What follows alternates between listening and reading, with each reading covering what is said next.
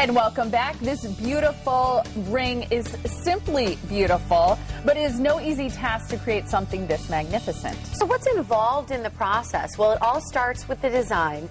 And we're here now with the jewelry designer, Anna Zuckerman from AC Zuckerman Jewelers. Welcome back to the Morning Blend, Anna. Good morning. Hi, Thank you for Anna. having me back. Thank I you, think girl. this is something that's really neat for viewers to know, how beautiful jewelry is made.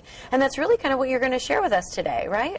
It's a little bit of a painstaking process, but we've been doing this for about 15 years. And we specialize in custom design. All of the designs that I create, I actually make here in Milwaukee. And for those of you who don't know how it works, is we start with a simple sketch on a piece of paper. You just looked at the picture right there. What happens after that is we work with wax, and by what I'm talking about is basically, if we could get a close-up of this little ring in blue that I'm holding. I don't know if we could zoom in on that a little bit. And that's wax there, that blue part. This actually is a wax mold.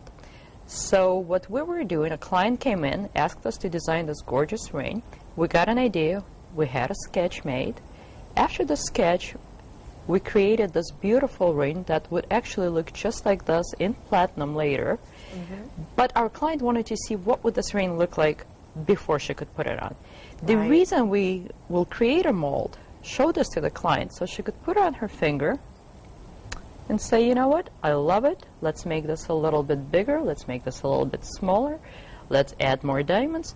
When she gives me her final decision, we go ahead with casting.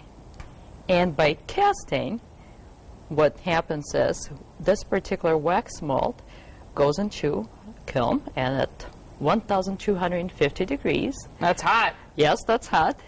What is called as the lost wax. The wax comes out, and instead of that wax that was inside of the cement, whether it's platinum or white gold or yellow gold, molten gold comes in and ta-da! Aha!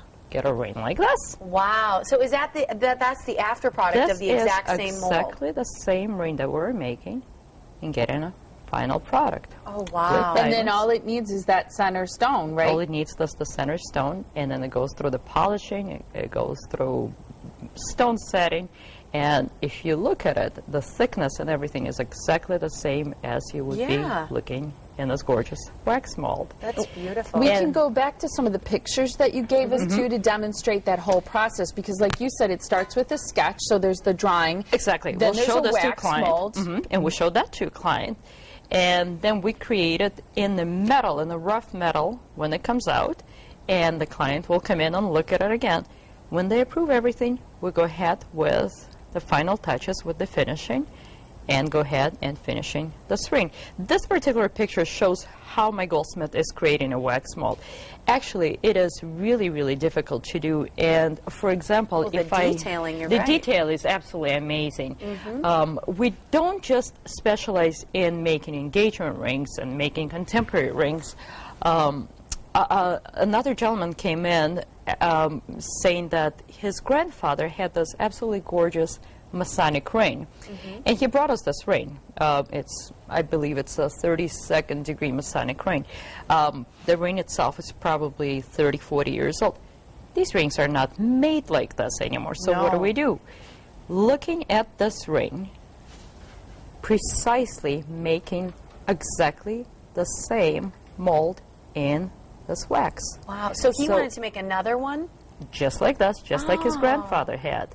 So exactly the same detail is made in this green wax. He puts it on. He loves it. It looks just like the one in the metal. Gives us go ahead, approval. Goes in the kiln. After it comes out, we're making exactly the same ring.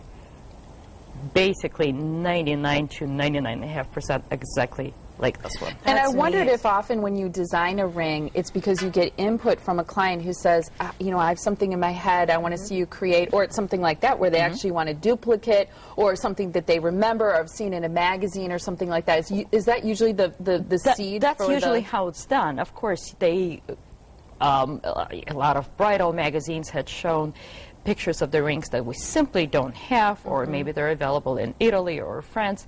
And how do we get a ring that looks like this? Well, let's custom make it.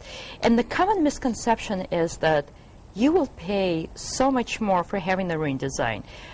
Please don't get this idea, because I've been custom designing jewelry for years and years and years, and this is something that I'm so good at, where you will not pay anything more as if you were to walk in and buy just a piece of jewelry from the store. And I would think that's something that's so important when you're thinking of like an engagement ring, or even such like a cast as that, where you're making something that's almost like a family ring, that you want something unique. You want something that you're not going to see every bride wearing. Absolutely. Something that's more personal to you. Well, when I had mentioned the idea of the lost wax, that actually means that this piece is going to be so one of a kind, because we only made one wax.